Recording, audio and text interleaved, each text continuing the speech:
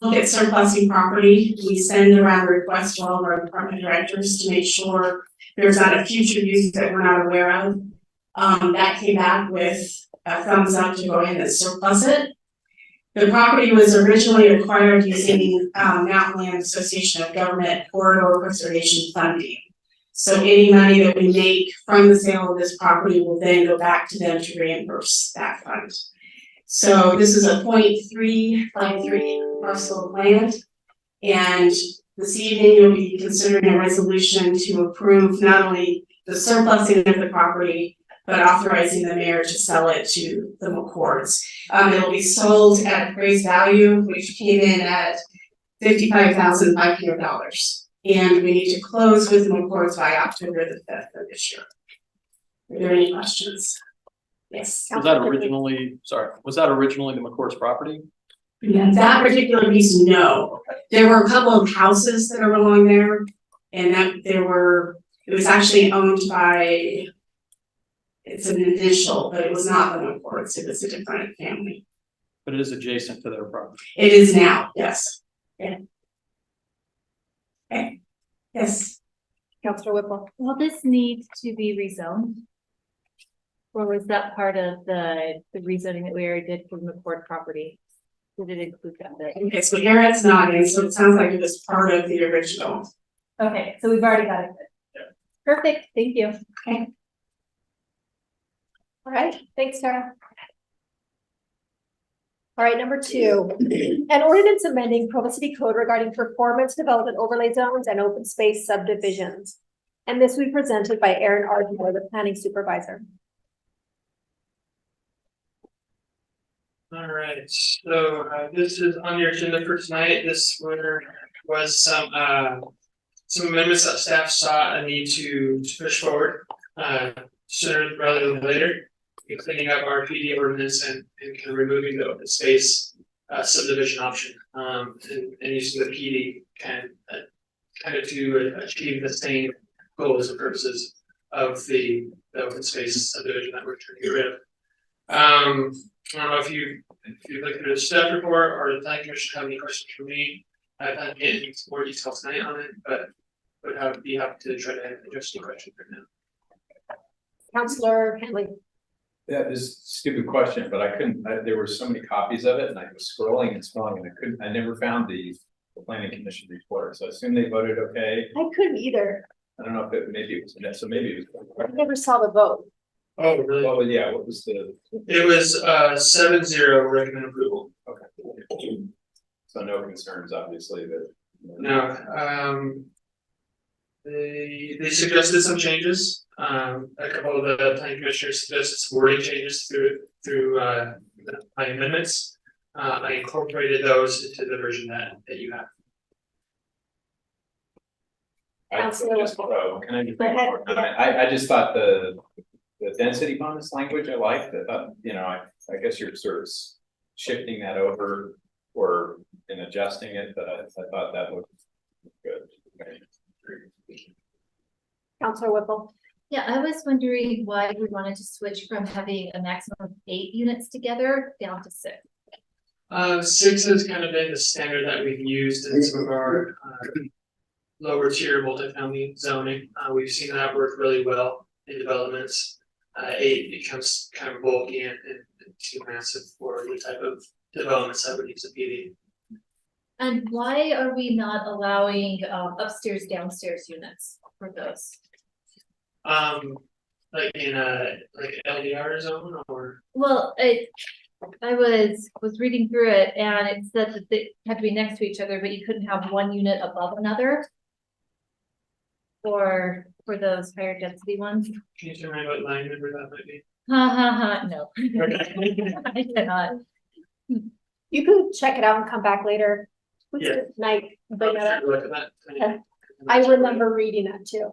Yeah, because we have some in our neighborhood where it's like a little fourplex where you've got 2 up and 2 down, and some of them are quite nice. And I'm just wondering if we now have a preference for townhomes where they're next to each other, or if there's some reason for that standard. I'll look at that, see if it was oversight or if it was. Yeah, it could be either. Thank you. Okay. Thank you.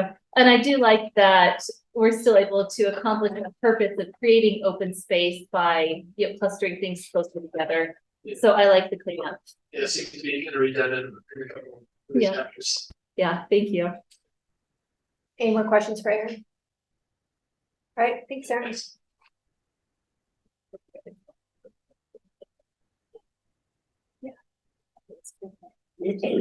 All right, we're gonna have an update from Nicole Martin for the mayor's office regarding the Big Six.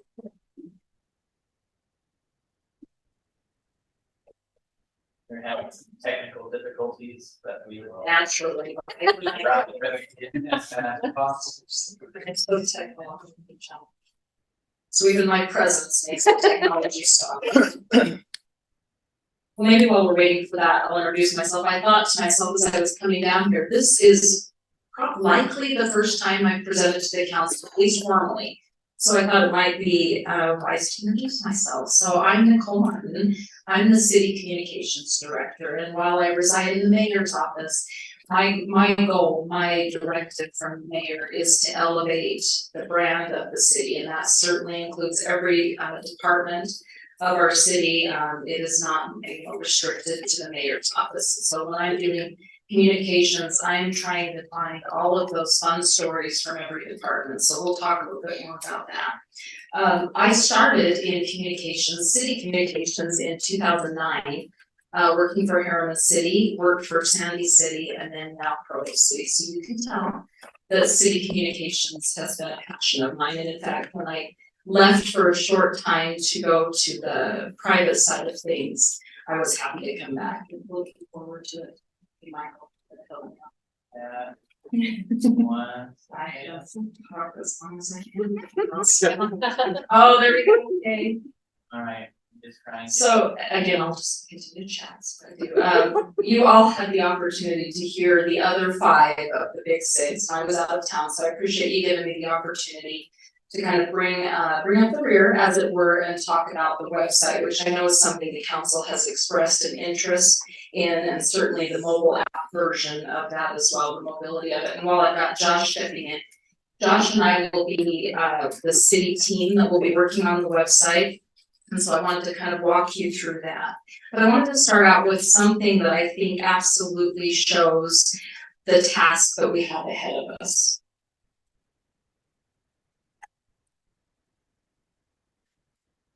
This man right here is my great grandfather. He's the first cat herder in our family.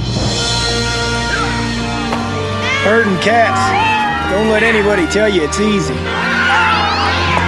Anybody can herd cattle.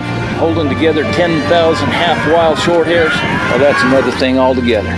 Being a cat herder is probably about the toughest thing I think I've ever done. I got this one this morning, right here, and if you look at his face, it's just ripped to shreds, you know? You see the movies, you hear the stories, I'm living a dream. Not everyone can do what we do. I wouldn't do nothing else. It ain't an easy job, but when you bring a herd into town and you ain't lost a one of them, ain't a feeling like it in the world.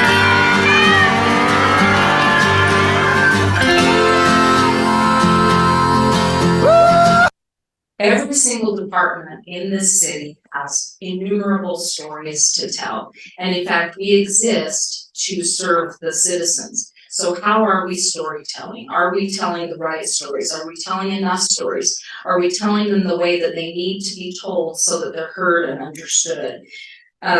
When Mayor Michelle Calusi had brought me into this office, she had one first directive for me, and it was to eliminate our department silos. She really felt like we were in a communication standpoint off in 12 different departmental directions. And so I've spent however long I've been here, a couple of years, really working on building up our communications foundation. And why is that important? Because residents, regardless of where they hear the information, hear one Provo voice.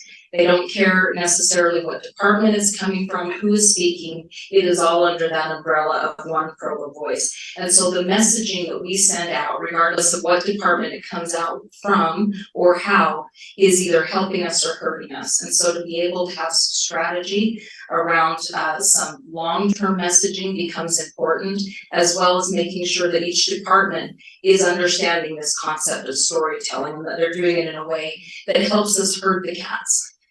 So let's go to the next one.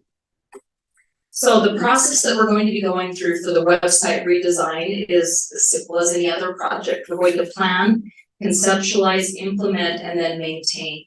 Maintain becomes important because you'll look at our website now that we all consider to be insufficient for our needs. A large part of that is its lack of maintenance, and we'll talk a little bit about more of that. But those who are responsible, our storytellers for putting that information on, need to be involved in the website process. They need to understand storytelling, because we can get a shiny new toy in our toy box with the website. If it doesn't have accurate information, interesting, timely information, we might as well not spend the money on the toy at all. And so that's kind of our goal. The website becomes really important because it is one of the many channels that we use, and I would say it is the most important channel that we use. I liken it to the hub of a will, because it has many assets that our other channels don't have. Our other channels being things like our utility bill newsletter, our social media, those kinds of things. The website being the hub, it's available 24/7. It's timely if we have a crisis. It's inexpensive for us to put up and change information. It's also intuitive. If you have a question about anything, you tend to go to the website. That's the first place you go. And if you find yourself going there and not finding the information, then likely you've lost them at that point. So with this, I kind of go back, sorry, one more time. On a communication study that we did, it's been a fair bit of time, maybe about a year and a half ago. You'll see that according to those that completed the survey, they preferred the utility bill. And then you'll notice 2 and 3 are essentially website. They're referencing provo.org. And for a short time, we did Provo Connect so that we could push out kind of a new fun website look and feel to see how it's responded. So in terms of what they want, 2 and 3 are essentially the same. The internet. You'll see that 83% cite that they visited the website, so that's good. Ease of use, they rate as moderate, only going once a month. So we can certainly do better with our timely information, make them feel like it's a valuable place to visit, and good, which is only good. I think we can do a whole lot better. Okay, let's go to the next one. So I was talking a little bit about what we were doing. So in the planning phases, one thing we're doing that I know will save us a lot of time, and I'll talk about it at the back end, is we've been getting our website house mortgage, so to speak. And so as part of our PIO group, we have tasked all of our PIOs with looking at their department pages and cleaning them up. And so what you'll see is that we are doing the deletion of pages we don't need. We're correcting misinformation. We're reviewing FAQs. I just went over the mayor's FAQs that we're pulling up on her website and eliminated all of them. Woefully outdated, certainly not the top FAQs that you would want for the mayor's office. So again, really being reflective on what we're putting out there as our brand on there. Okay, so go back, sorry. I was just gonna look and see if I can update you, because it really is impressive. The cleanup statistics, 782 pages have been reviewed and updated to date with this planning process that we've gotten. 418 FAQs have been reviewed or updated. 685 meta descriptions have been added or updated. 792 documents have been verified. 389 outdated documents removed. 400 I think this is the biggest one. 9 division home pages completely reworked for a new look and feel. And that includes the city council as one of those. Covey, recorders, power, fire, economic development, airport, peaks, ice, and police. So 9 departments that have really done a deep dive into their website. They're going to be really ready when we kind of lift and shift to the new one. Okay, next one.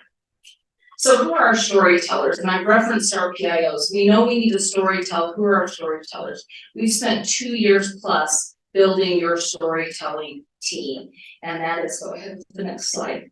That is what I call the One Provo Information Team. Again, back when the mayor tasked me with eliminating silos, it was given the same direction to the directors to give us one person in their department that could act as the PIO for their department. And so we have been meeting regularly. So some of the accomplishments, when we get this back up, some of the accomplishments of this One Provo team, we've had weekly coordination meetings for all of that time, and it's been a learning process, but right now I will tell you, weekly in that room, and by the way, council is a key part of that.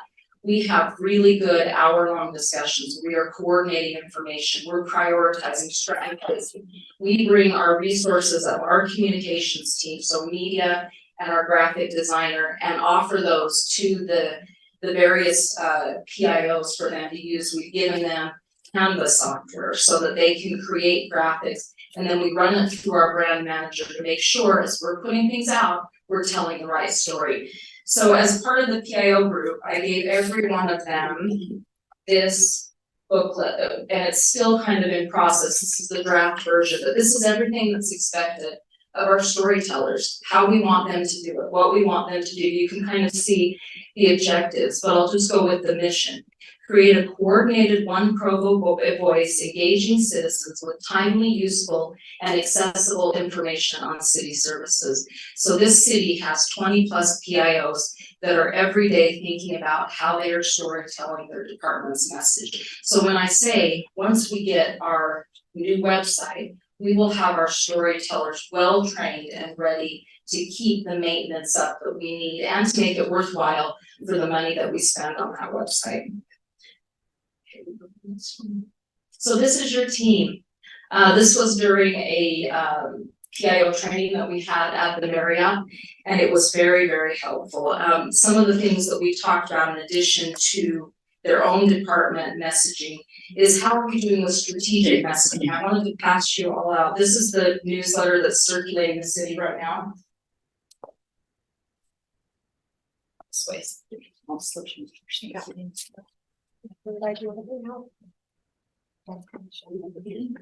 So you will have likely heard, or I hope I'm not going to have you raise your hands because it will make me sad, but we have been pushing the Provo pillars for as long as I can remember. So if you go to your last 2 pages, you'll notice that what we're doing in the next 4 issues of the newsletter is highlighting a pillar each month. And so you'll see, because the pillars are meant to be our city brand promise. If we were speaking to our citizens, we would say Provo City is welcoming, safe and sound, economically vibrant and forward-looking. That is the story that we're telling, and in each of the newsletter, what we're going to try and do is show in this issue, Provo is in fact very safe and sound. And here are the things we're doing. Next month, when you look at it, it'll be Provo City is forward-looking. We'll be talking about all of the things that our public works is doing, all of those, other types of things that are forward-looking. The regional sports park, another one. So with that said, when we have the PIO, we're looking to teach them how to be storytellers of their department. When we're also asking that together as a PIO team, we push the city messaging. What is that? That is the Provo pillars. That is our new mission statement, exceptional character and exceptional community. We've also been pushing the best performing city. This is city messaging that we want our residents to know we as a city are doing very, very well. So our next steps, I'm almost done, are to finalize our vision statement. So again, we're cleaning up our house right now. Then we will finalize the vision. What is it that we want moving forward, and what is the scope of work? And then of course we create an RFP based on what it is we determine that we want and need as a city. And then lastly, based on that need, we determine what budget we have available. So we'll begin that process. Lastly, I did want to share just a conversation I had with St. George City, because they are in the midst of a website redesign. And I thought you might find it interesting to hear some of the things that I discussed with him. So there are typically 3 government website providers. Civic Plus, Granicus is who we're with, right, Josh? And Revise is a newer one that St. George. Just to give you an idea of what they spent. They had only done an Insight website prior to that, had done a slight redo in 2020 that was just purely cosmetic, but this is really their first expenditure for a vendor to come in and do their website. They spent $83,000 and then they spend $13,000 each year following. And then that then gives them a redo every 4 years. So there would be a redesign in that as well for every 4 years. So we get the website that we want with the resident experience they deserve. And then we don't do what we did this time, which is wait 10 years before we look and update our website. We do it on an ongoing basis. Some other things that I found interesting is they have spent 3 months on design, and in his words, it should have taken half of that time. The difference was what they didn't do is what our city is doing now, and that's clean up their house. The extra month and a half was them doing what we're doing right now, getting their misinformation off there, deleting pages, those types of things. And so he said a 6-month turnaround is doable, 6 to 12 months. Is that what we might approximate? So we want to give you, I've given you kind of the 3 steps forward. I've given you sort of a loose timeline, but more importantly, I want you to understand that really a lot of the heavy lifting has been being done by the creation of the PIO team and the cleaning up of the current website. So we're well on our way, and then moving forward with an actual decision coming soon. So in 6 months, you'll hear. Any questions? Yes, please go ahead, Dave. Yeah, so was there any sense from St. George on cost, or do we have any sense? I mean, I know we haven't done an RFP yet, but I just wonder what we're anticipating. Well, and that's just the ballpark. So they're, roughly 80K for a brand new redesign is what that would look like.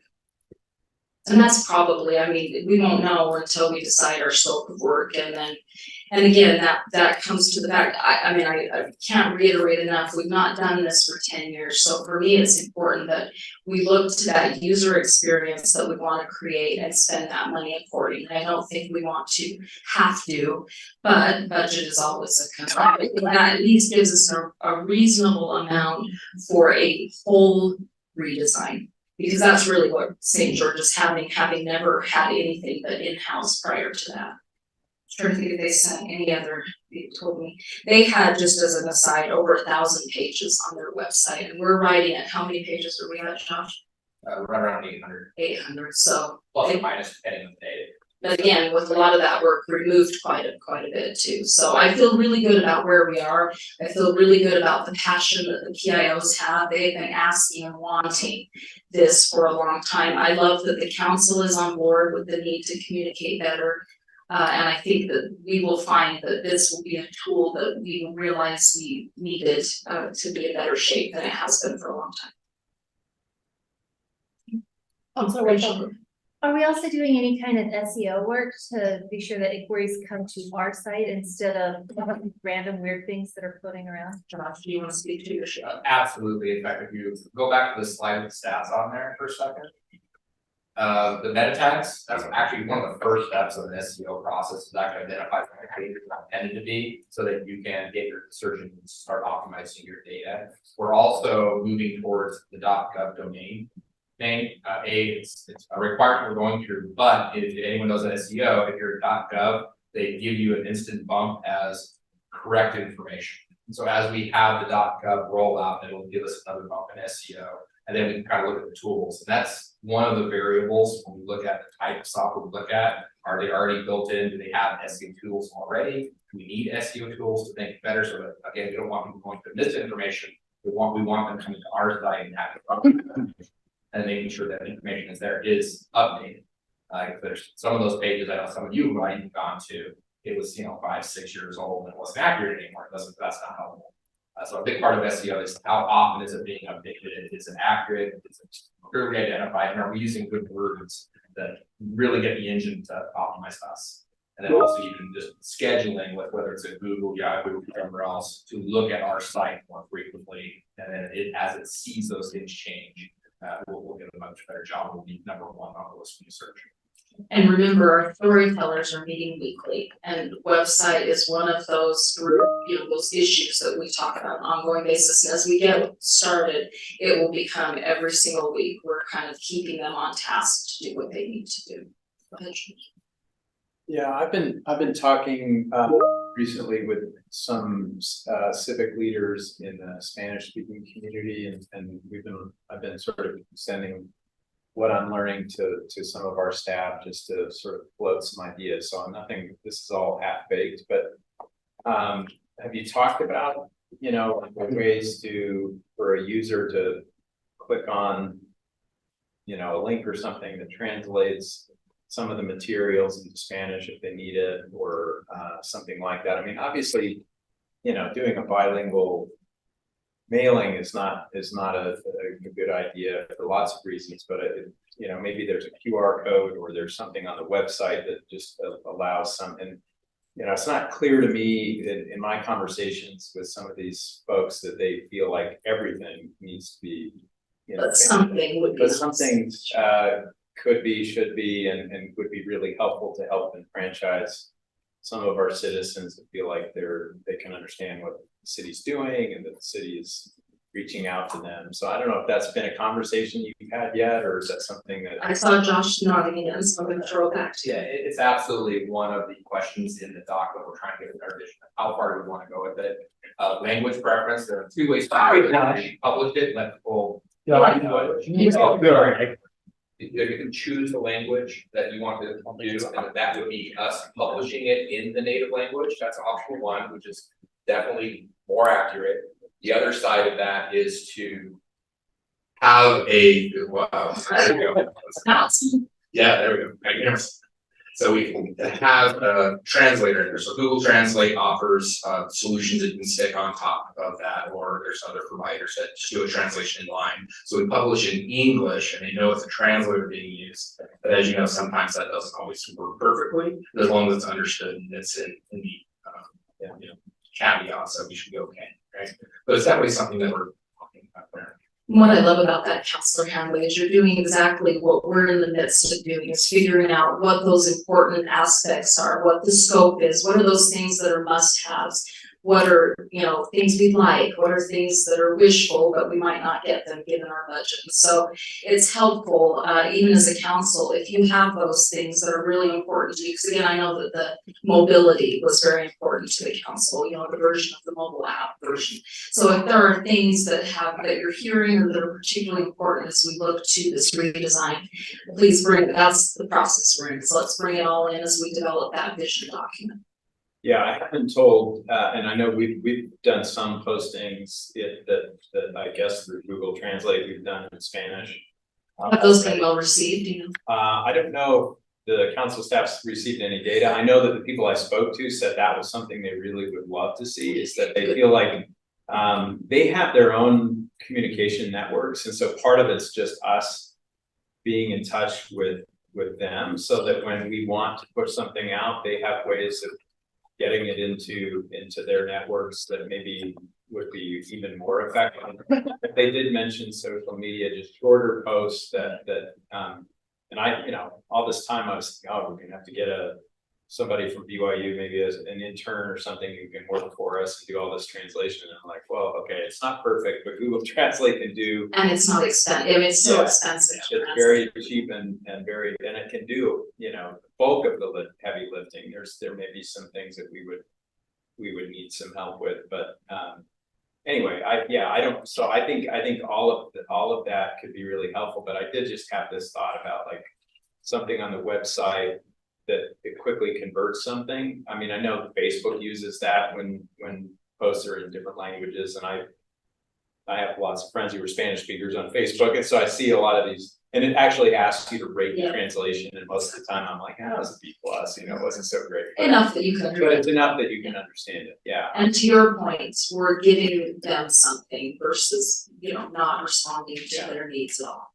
Yeah. Things like public safety or like if there's a public safety announcement or there's something about government and voting, I mean, the real high priority items seem to be really important to maybe consider for that. I really like your point on emergency management, because we're going to be working on messaging with the PIO group as part of the Joint Information Center. So again, those are templates that we could easily create in both languages and just be ready to go during an emergency, especially. Super important.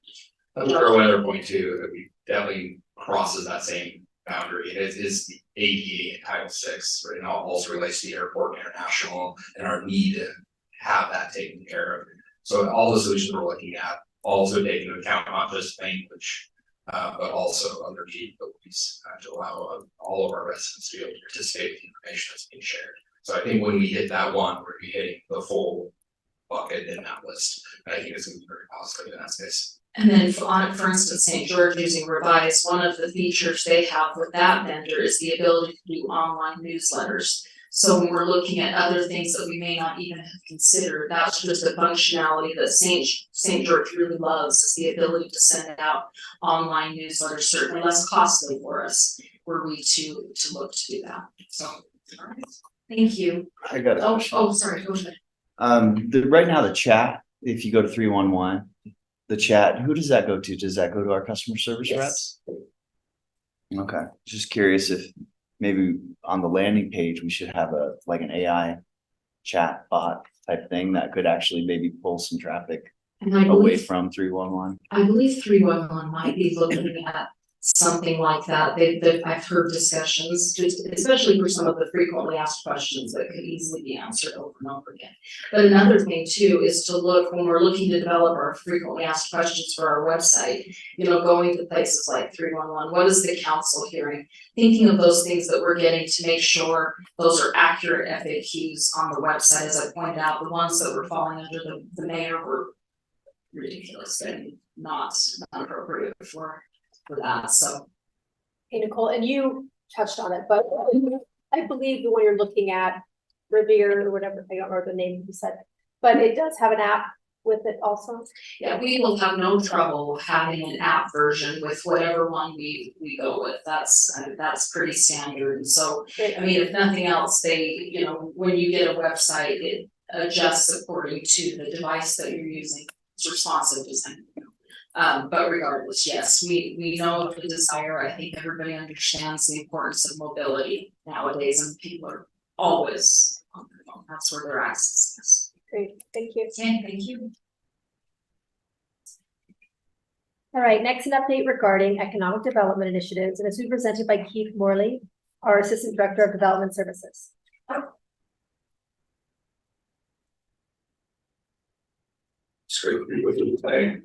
so sorry, Keith Morley. I did that.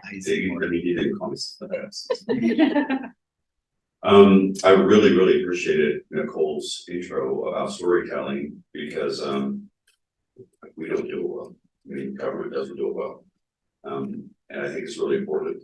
And when I started here in Provo City, it's one of the things I wanted to get really good at because we have an incredible story.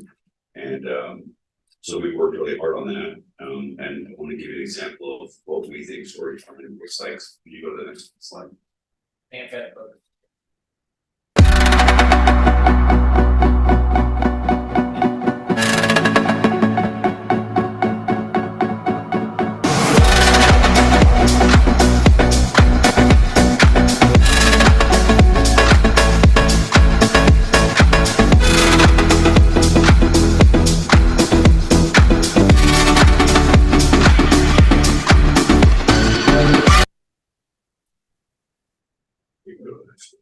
So that's what storytelling looks like to me, and you have just incredible stories. And running was kind of reminding me, we started the Provo Advantage campaign several years ago, and we do a series of videos pretty much for every month that comes out. So I think we've got like 50 or 60 different videos that we've produced with our incredible information team. Right for it just grew to do a phenomenal job. So there's some really great content that's all about storytelling. So I'm biased. I mean, I know that it's easy for me to sell Provo because I drank the Kool-Aid a long time ago, and I believe in who we are and what we are. And so as I thought about talking today, I thought, well, how do I kind of check myself to make sure that my bias isn't leaking out as I present? And to me, the really only way to do that is to kind of look at some of the other people that evaluate us and judge us. And one of them, as soon as we get this back up, is Milken. And if you look at the Milken Award, so many of the metrics that they utilize to award us the best performing city for are all economic development oriented, right? There, number of, jobs that are created, is average wage, and it's things like that that actually show, that economic development, I think, is really doing well in Provo, and that we're accomplishing some of the achievements that we hope to. And that doesn't mean that there's nothing to do, of course there is, but when I look at that, to me, that's reassuring that maybe we're on the right track. And let me pause for just a minute, I'll let see if you bring this back up. Really? Yes, so. I should have written I'll give you a question. Yeah, please go ahead. That'd be great. Curious, so a couple years ago, we approved a brew pub. Would be great to see something maybe more of that style, I think, with the Big 12 and all of that. You know, I think it's something that probably we're missing. Not your fault at all. It's just No, we agree. the economics, you know, of COVID kind of, I think, killed that idea. But well, I think that's part of it. Whether it's a brew pub or something, you know, downtown, that's more of that like sports bar style, I think, you know, regardless of what it is. No, we agree 100%. We're very supportive. I think that part of the issue is that I think some of the requirement or restrictions that we put in place when we adopted that legislation have made that more difficult than probably we intended. And so one of the things, you know, Chris, you have got some good experience, and it's fortunate we have him on our team now, because some of the work he's done at the Midvale, we're with those types of establishments, and we're trying to evaluate what in our ordinance could we possibly amend that might open that door a little bit. There's an outstanding restaurant called Kilo Honey that's been looking at Provo for a long time, that we're trying to find a good location for. They kind of fit that in that kind of environment that you're talking about, will create that. But we agree 100%. We just think that maybe there's some adjustments we need to make it work. So like distribution, I mean, one of the big things we said is you can't, if you're gonna brew beer, you can't sell it outside of Provo. There's not a whole lot of brew pubs that are gonna make the investment in that kind of facility to brew beer if they can't market it and sell it. And so that may be something we want to come back and evaluate. Should we change that a little bit? Yeah, please. So even outside, let's say outside of the brew pubs, what do you think our hurdle is in getting something like a sports bar downtown Provo, or closer to downtown? I know we have like Applebee's and such, you know, at the mall, but I mean like something closer to campus. What do you think's a hurdle there? Just alcohol consumption? I think that's part of it. I think it's available real estate, or you know, for example, a great potential site was the old bike shop on Senator Drake Boulevard, but it's owned by Newskin. And that's one of the criteria they have. They don't want to have alcohol sold on their properties. That's kind of a limitation.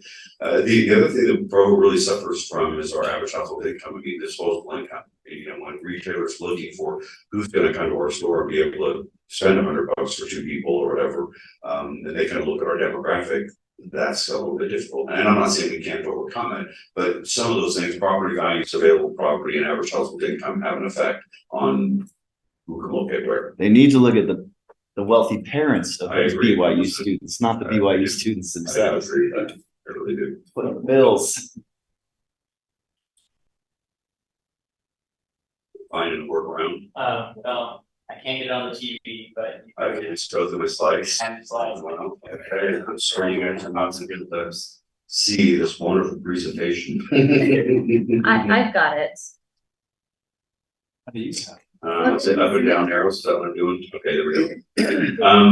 So I'm gonna have to put my glasses on, sorry, but just really quick, I'll make brief. I mean, some of the metrics that we'll use, I think are helpful to understand. Sorry, Michael, if you send it to us as an email right now, we could probably a lot of this have right away. Okay. Well, is it just We'll take this time to recognize that Bill Fillmore joined us and the Mayor Michelle Capucci joined us. And Deputy. We're just recognizing that. You had John finish the right when he did. And that's not what's wrong with that. Broken. No.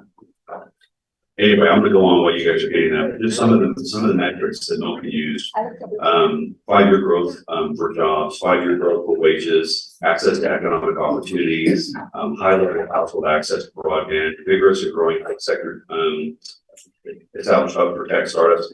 I mean, those kinds of things are all things that in economic development we use or we're kind of focused on. And first found another one that's really detailed that I don't want to get into, but another third party, EDCU, the Economic Development Corporation of Utah relied on, talks about Provo being first in total composite ranking in the Western region, comparison of 107 MSAs, second in economic sector, but second overall national ranking. So again, the only reason why that's important at all is just to kind of check my perspective and to help you understand that when I tell you that I think from an economic development perspective, we're really doing well and we're healthy and robust and we're achieving the pillar that we have being economically vibrant. That's not just me. I think the rest of the world sees that as well.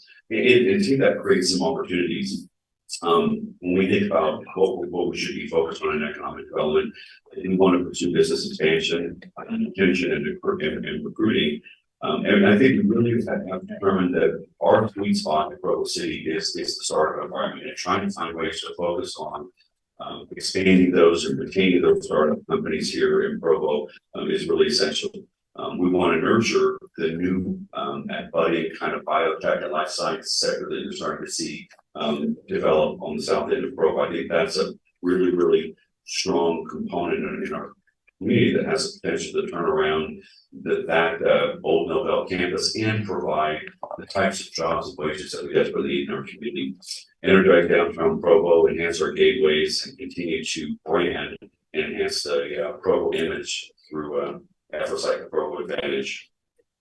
If you remember right, when we launched the Provo Advantage, that was supposed to be a monthly campaign.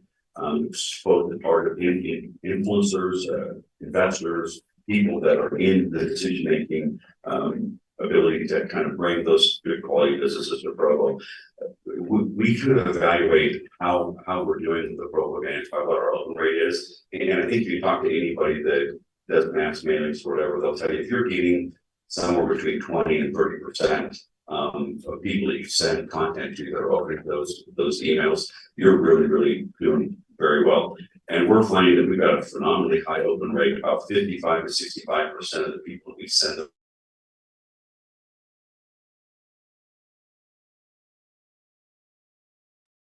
Credit goes to Brian Garlic. Usually, Brian said people that unsubscribed from Provo Advantage does it get them on. So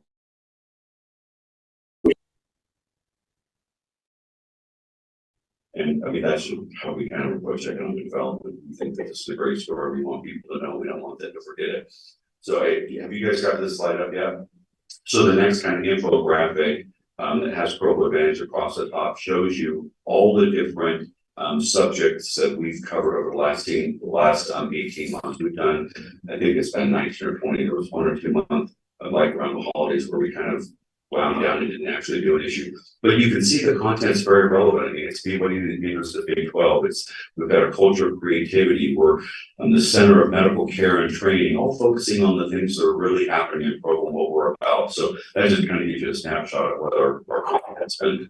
The next one, just some of the recent projects that have been completed. The Northern Medical College, $60 million construction project, 140,000 square feet. The 85 Northville Apartments, which is that 74 unit project that was done for special needs right here in downtown Provo.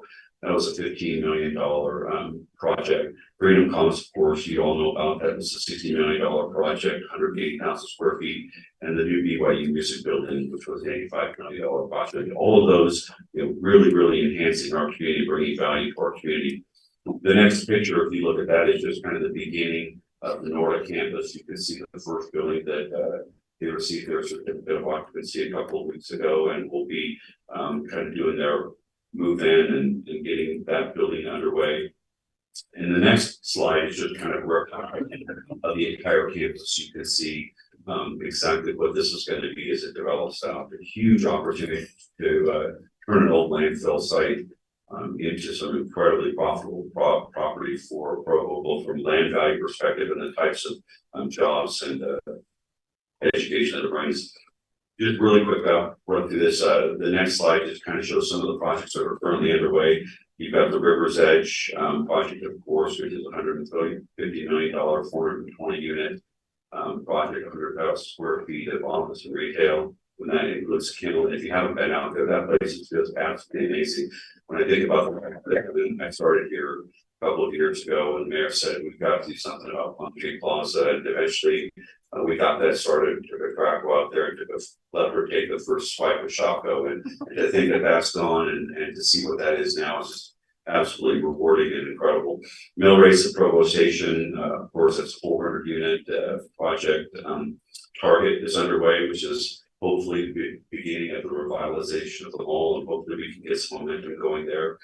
Freddy's, which is a new kind of hamburger frozen custard place going into that East Bay shopping area, and that's, you mentioned that's not huge, except that it's a reflection of the kind of traffic that's going to be driven to that south end of Provo, which really becomes critical, because with Target opening in April of next year, Friday's opening really quickly after that, all of a sudden a whole bunch of traffic with what's going on in Florida, people that may or may not have been, I don't know, inclined to go to that part of Provo now are finding new reasons to go. So that prompts up the existing businesses that are there. You know, hopefully maybe that encourages more Sam's memberships to be purchased, or more money to spend at Sam's or the other businesses that are down there. That kind of thing is just really important. Red Wallet, I can't ever talk enough about those people, probably just because I think they're just such phenomenal people.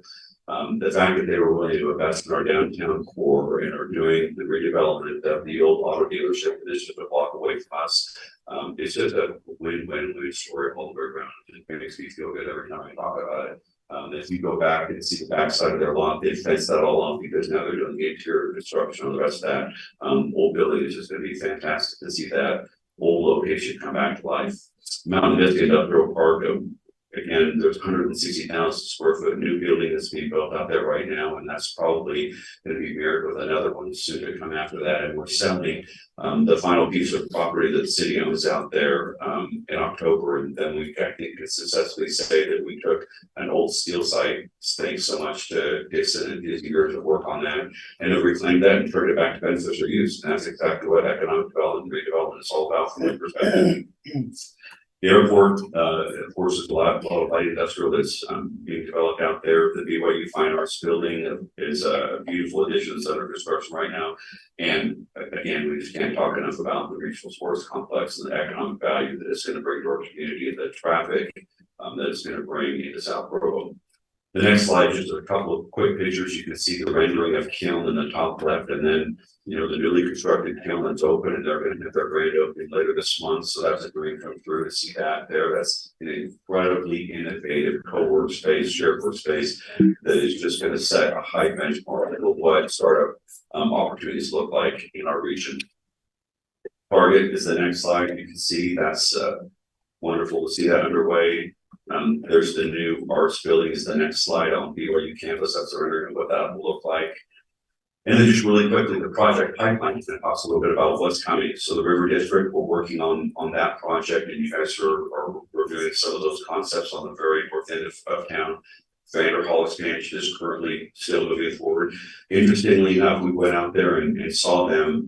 My son actually works for Rivian, and he wanted to see Vander Hall when he came to town, so they agreed to walk him through the plan, which was fascinating here.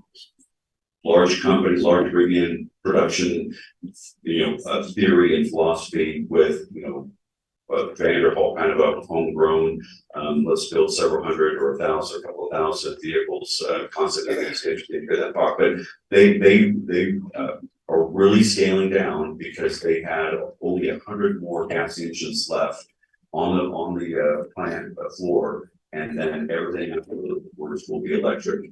And so they're kind of scaling down and finishing up the last 100 gas powered vehicles, and after they do that, they'll be touring back up, and everything from then on will be electric vehicles. City Hall redevelopment is still moving forward. We've had conversations, the big thing that we're trying to evaluate now and get kind of our arms around is what can we do as far as parking our own facility, our own employees, and how does that mitigate the potential hurdle that we felt from developers that has seemed like a barrier to them being able to move forward with redevelopment of the old city hall site. So as we get a better feel for what we think can happen there, we'll move forward with that. 9th and 9th at Brickyard is that very large, beautiful residential development that is going to move forward. They've torn what was there on that block down. Airport Park, the Provo Temple, and Freedom Commons, just to name a couple that are in the pipeline still. And just some examples on the next page, you can see what the River District on the north end of town is potentially going to look like with their residential and their office. The next slide is the Brickyard, which the demolition has been completed, so that should hopefully go into construction very soon. Gorgeous addition there on 900 East. The Temple, which is just a fascinating vision of what that view corridor was going to be like once that's built. Vanderhall, their expansion, of course, that's what their next phase will be. Just this next slide is really high level. You can see some of the redeveloped project areas that we have in existence. So we're trying to kind of improve this map just as a working document for us all to refer to on a regular basis. But we've also kind of identified on here in some green circles that you can see potential areas that we think we might need to begin to pay attention to, like the intersection of Boulevard and University Parkway that goes up towards Warren. That's where the old McAbee's location was. So that's a tired center that needs some attention, and we're starting to pay attention to that to see what potentially could we do that might move the needle, whether it's finding the right investor or whether it's, maybe there's a hurdle there that we may need to be talking about a redevelopment project area. I'm not saying that we do or don't know that yet, but it's just one that we're watching. Center Street, of course, is another one that we constantly watch and think about what could we do to move the needle on improving that major corridor as we come into Provo. So those are kind of future areas that we're trying to pay attention to and we're trying to think about. And as we look to partnering more closely with you, we'd love to hear your feedback about some areas in the community that you feel like maybe we ought to pay attention to or that you see issues with that we ought to evaluate. I don't want to spend a lot of time on this, but then the next slide just kind of talks about redevelopment area performance. And I hope that you can see by some of the numbers over the last 10 or so years, if you take a snapshot of all the RDA project areas that we've created and the value that they've accumulated in the community, cumulatively, at the bottom of that page is $435 million in increased property values that we've added to the community through the creation of those. That's exactly what redevelopment is supposed to do, right? It's supposed to take these properties that are underperforming and put them to use. So just a couple last slides that you can see that's the mix of River's Edge kind of moving forward with its development. And what it was before with Shopko was there, and the next slide is what it looks like today. So huge success. And finally, just a couple of slides to just talk about the additional efforts. I think there's a lot that we can be doing. One thing that our team has always done really well, and Brent is phenomenal at it, is business outreach. We probably do more business outreach than any other city in the state. And I say that without question. I think we're accomplishing that. We partnered with the EDCU for some of those. We do more than anybody else in the state does those. But we've also developed, and Brent was solely responsible for this, the business resource guide, which we want to hand those out, Brent, to everybody. Right now, we've been delivering those. Got 150 different businesses that have received those, and we're just trying to figure out a way as new businesses start in Provo to give them good critical information about who their partners are and what their opportunities are, and good contact information so that if they've got issues or things that they need help with, we know that they can reach out to us and we can help them. And we've also kind of conceptualized, and we haven't really launched yet, but we'd love to find a way to identify several key business awards that we'd like to give on an annual basis and have a luncheon maybe towards the end of the year. We bring businesses in and identify the businesses that are truly doing things that are acceptable to the community. Sales tax reimbursement agreements, which about those we've already agreed to. We're not going to be doing very many more of those unless the state changes their their perspective, but those have been very, very beneficial. And to me, a perfect example about the nexus of how that works is the Mixed River's Edge. And to think on one side of the road, we did a redevelopment project area to turn a blighted Shopco and movie site into what it is today. On the other side of the street, we did a small sales tax reimbursement agreement to help them refresh their strip mall area. And all of a sudden, you look at the energy and the increased sales performance we're seeing in that, and that's a great example of good economic development, redevelopment. I think ongoing efforts that we want to focus on is to make sure that we're really focused on the startup environment in our community and that we're staying close to them and working closely with them. Regular contact with Kiln, Provo, the startup building, support BYU Sandbox program, which is kind of a collegiate version of the startup environment.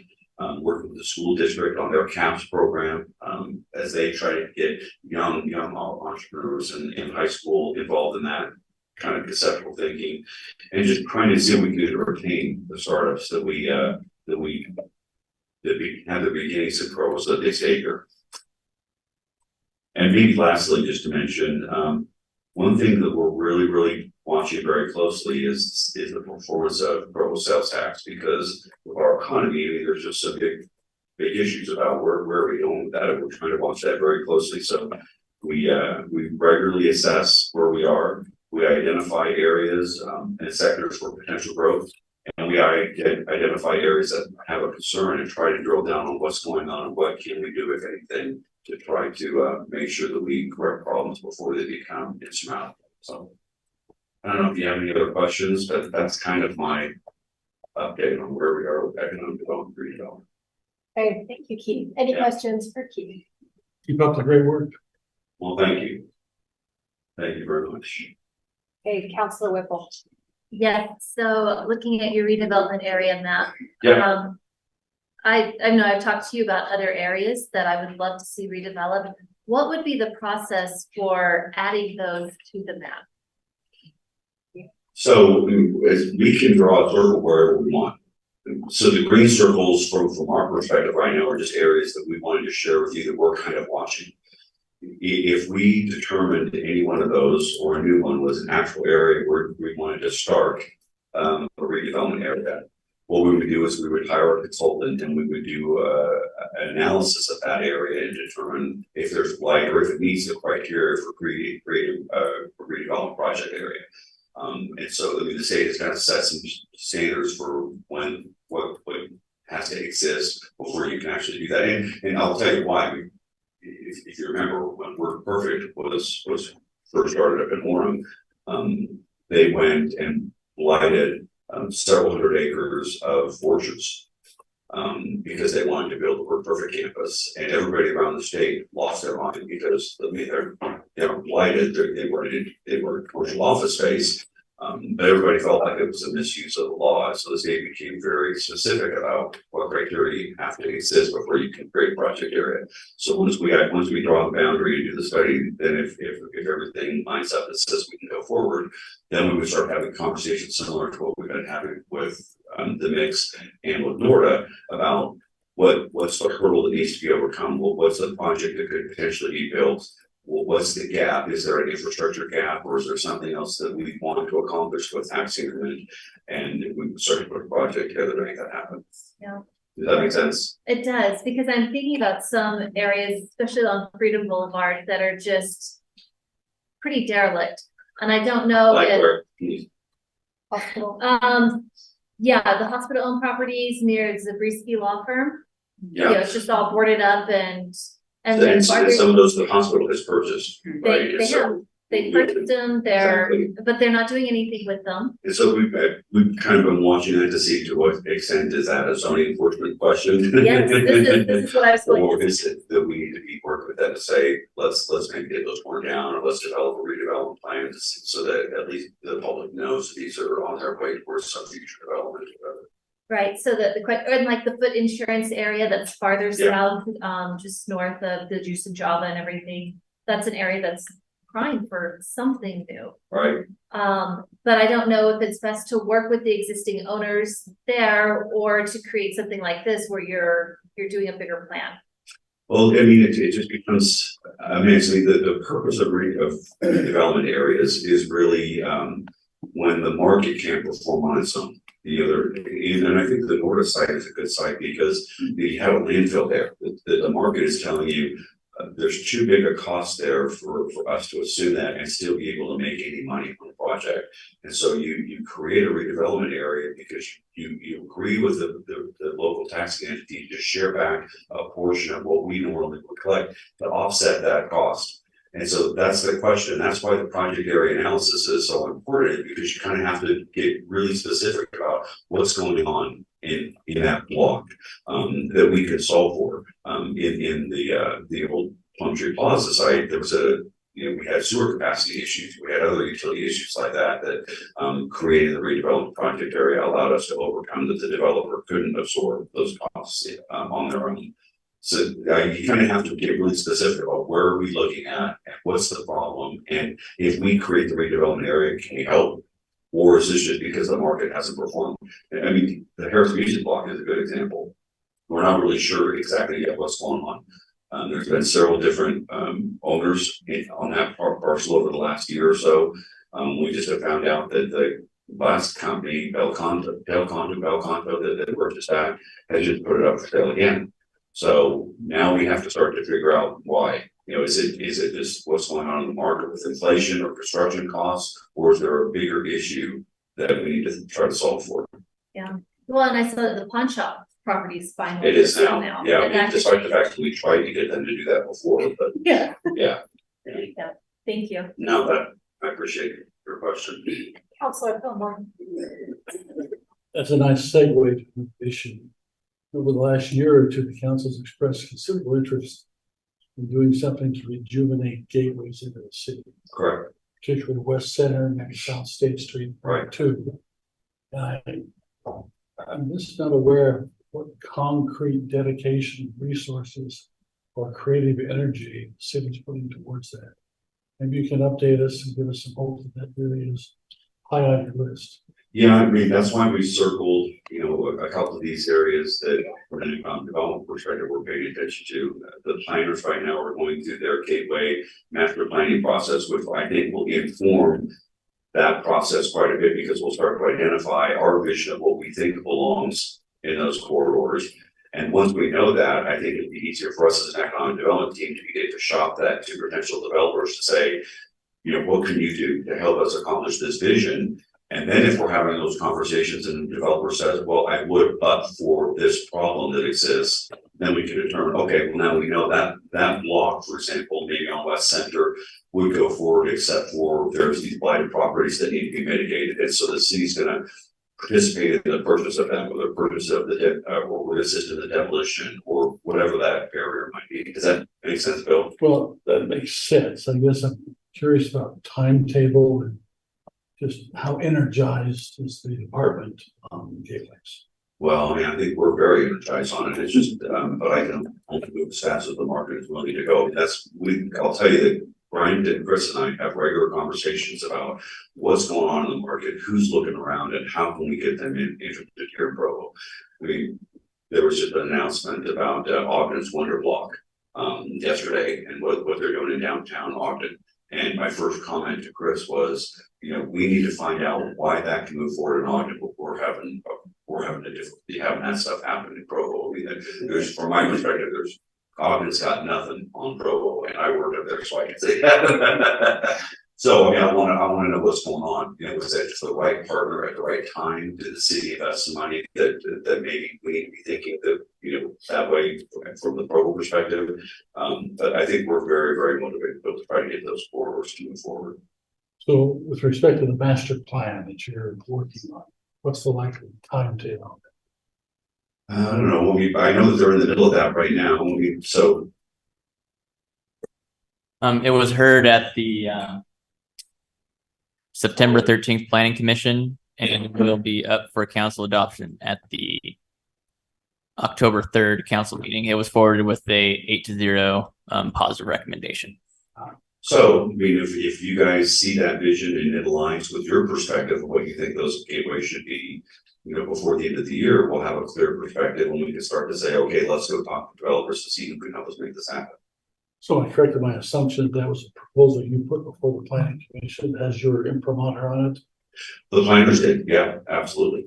Yeah, I mean, we worked very closely with them on what need to be included in that, and yeah. Does that prioritize one gateway over another? Yeah, they're different Yeah. degrees of priority. We did, and what we did is we kind of ranked them by traffic count and prominence within the community. So of course, you know, the West Center one is one of our top gateways that we think really needs to be paid attention to. And then depending on the scale of the road or the traffic count on that road, they kind of scale down. Now, I think we've got 3 categories. Is that right, Bill? 3 tiers, yes. That's right. Great, thank you very much. No, you got it. Anything else? Well, we just want you to know, and I said this before, I think we've got an incredible team working on economic development here for you in Provo City, and we're passionate about what we do. I said it before, we drank the Kool-Aid a long time ago. We believe that you probably couldn't pick a better place to be doing economic development in Provo City, so we feel very privileged to be working for you guys to move this forward. So thanks for your time. Thanks, Keith. All right, we will now take a break. We'll come back at 4:15. Recording stopped. And we will be moving to the council for the final item. I apologize for the. One day it'll all, maybe.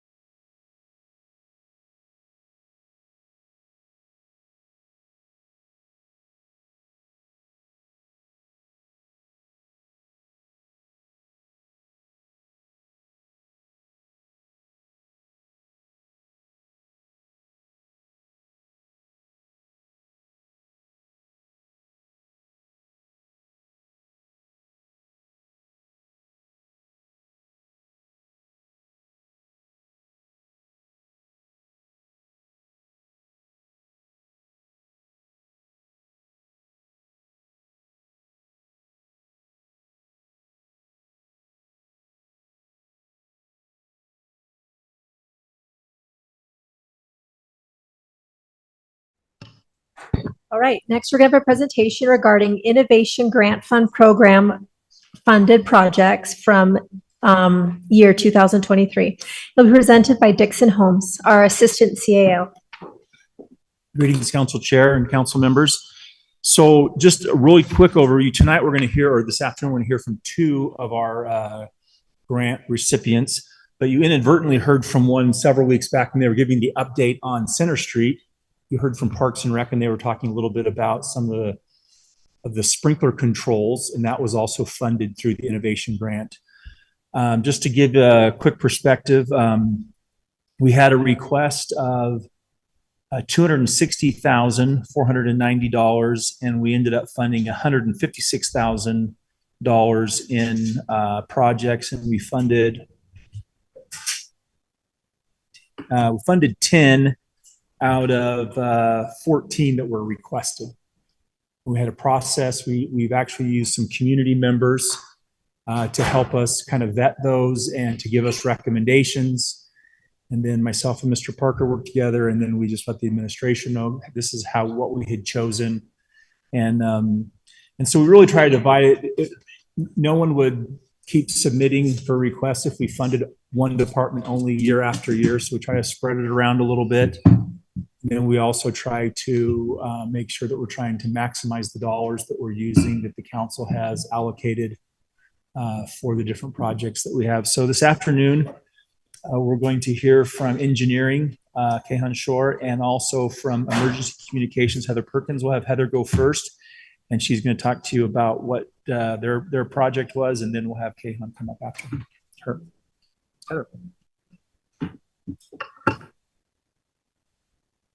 Council members, thank you so much for letting me come and present on our innovation grant for the Emergency Communications Center. If you want to. Okay. So I'm going to start off by sharing a story about myself when I was 16 years old. I was a brand new licensed driver. I wanted to explore my newfound independence, and I asked my mom if I could go to a friend's house to watch a movie. She didn't want me to go because it was in the middle of a pretty intense snowstorm, but I convinced her I was responsible, I was a good driver, it would be fine. I then immediately proceeded to drive down a road where I hit some black ice, my car skidded and tipped into a canal.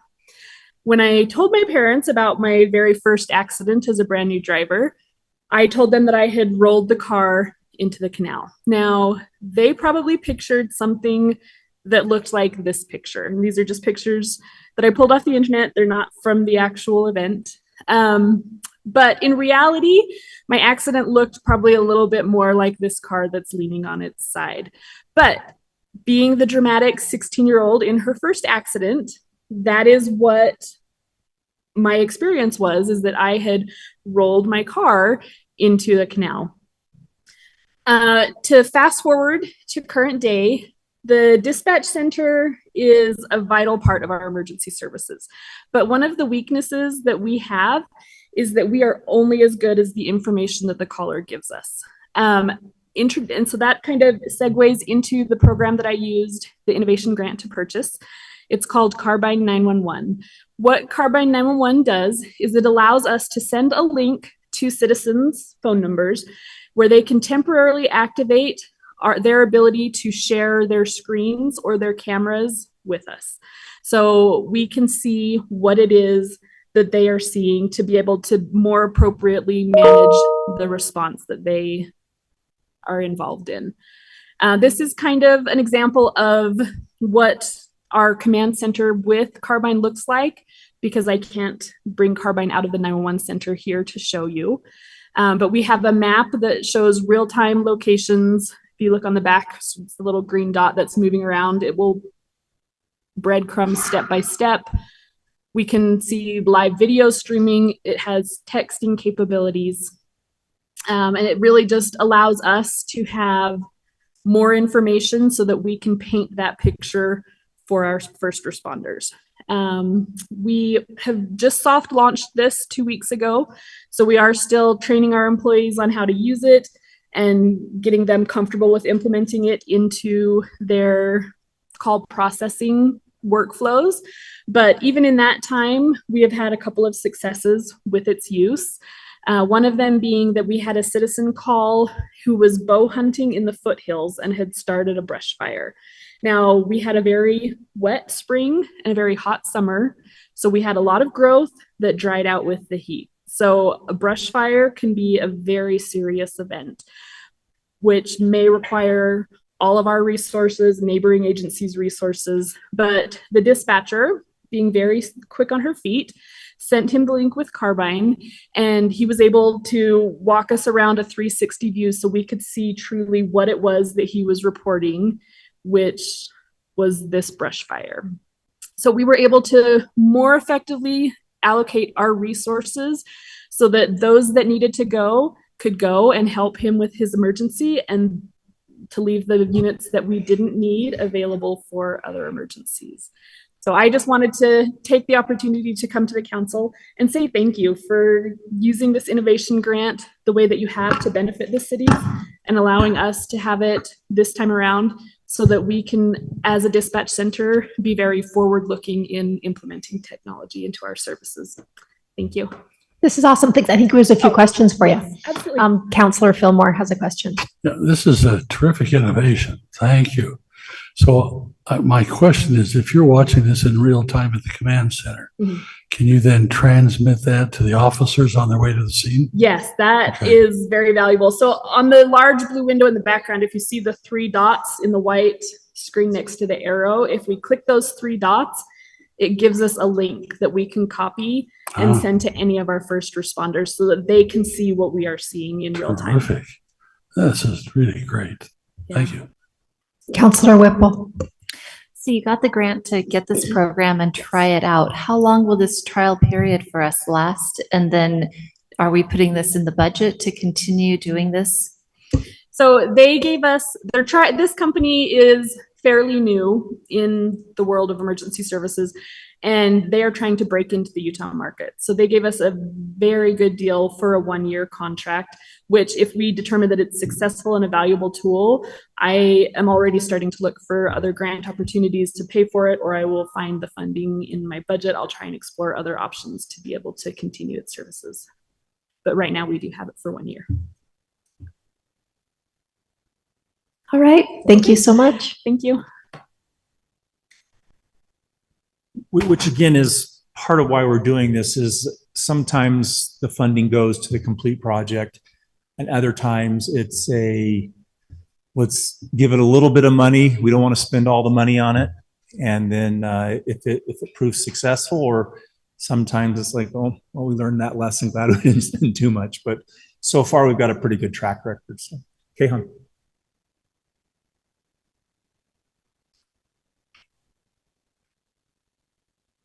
Well, good evening. So I'll start off by introducing myself. My name is Kehan Shur. I work with the Public Works Department in the Engineering Division. I'm one of the traffic engineers down there.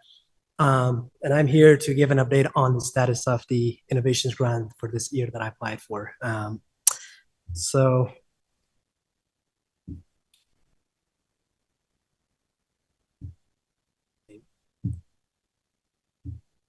Okay. So the Innovations Grant that I applied for the radar speed signs. The key features of this speed sign is basically it displays 3 messages simultaneously. So you'll see basically driver's speed, the speed that the driver is basically driving. Then you will see the 2 rectangular lights, flashing lights, and then you will have the 3rd row, which you can design to show a feedback to the driver. Could be slow down if they're speeding, or it could be a thumbs up or thank you, could be emoji as well. So those are some of the key features. They do come in 3 power supply options. For my grant, I did order all of the units with the solar panels. So they're all solar panel equipped. They do traffic data and reports. So they do collect volume and speed data, and they also do give you a report of the volume and speed.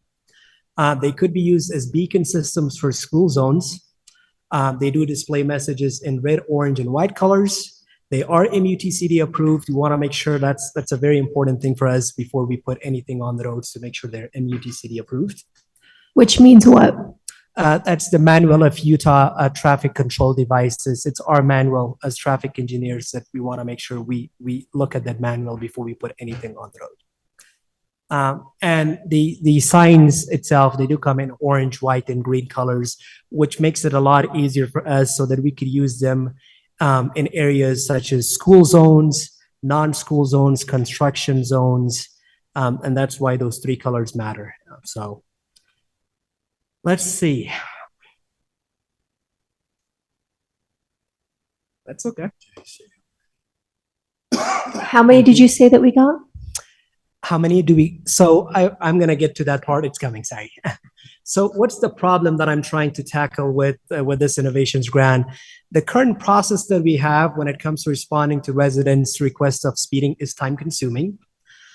We have a backlog of locations where we need to do a study, as well as the locations that we believe speed radar signs could be used and installed without having a source of funding. So that's the key here. We do not have a source of funding budgeted that we could use towards getting equipments like this.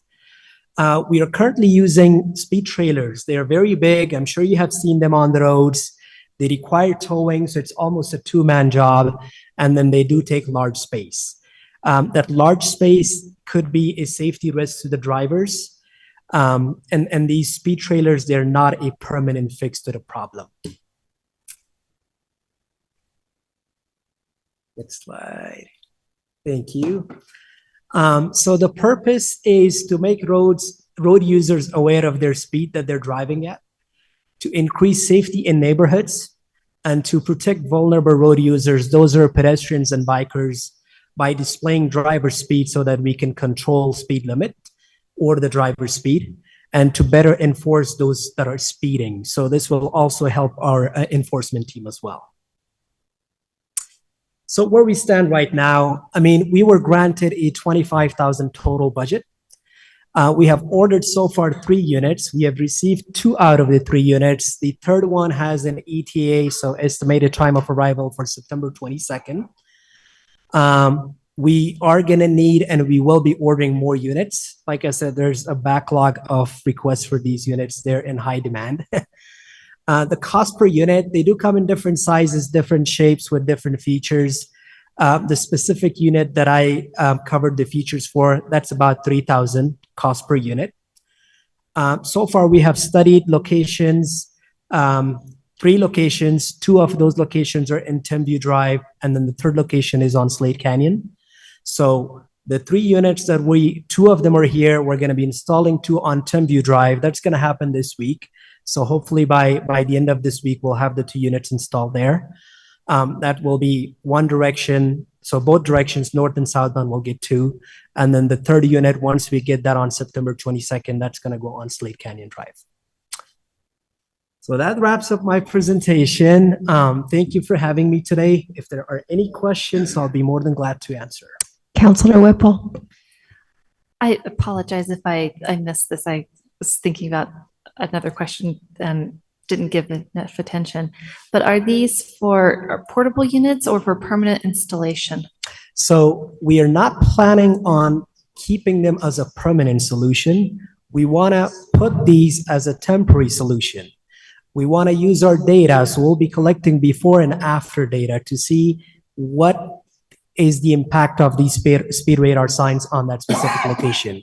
If it helps that location, we could keep them as a permanent solution, but for right now, we're planning on keeping them for at least 3 months, look at the data before and after, and then use the data to guide us if we want to keep them as a permanent solution or this is a temporary solution.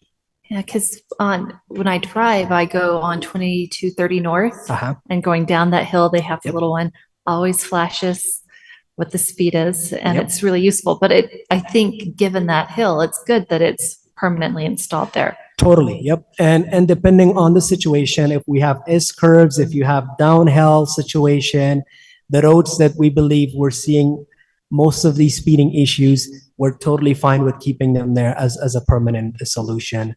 But we'll use the data to kind of guide us, because again, the budget is the main thing here. We don't want to install them and just leave them there. We want to have that opportunity of being able to move them around just so we can cover different areas and most of the areas with the amount of units that we will have in hand. Thank you. Thank you. Oh, thank you. Thanks. Thank you, Kaon and Heather. So we'll have a couple more of these before the end of the year. And just again, thank you for your time and your continued funding for the program. Thanks, Dixon. If there's no objection, we will now adjourn the Provo Municipal Council work meeting by unanimous consent. Recording stopped. No, we have the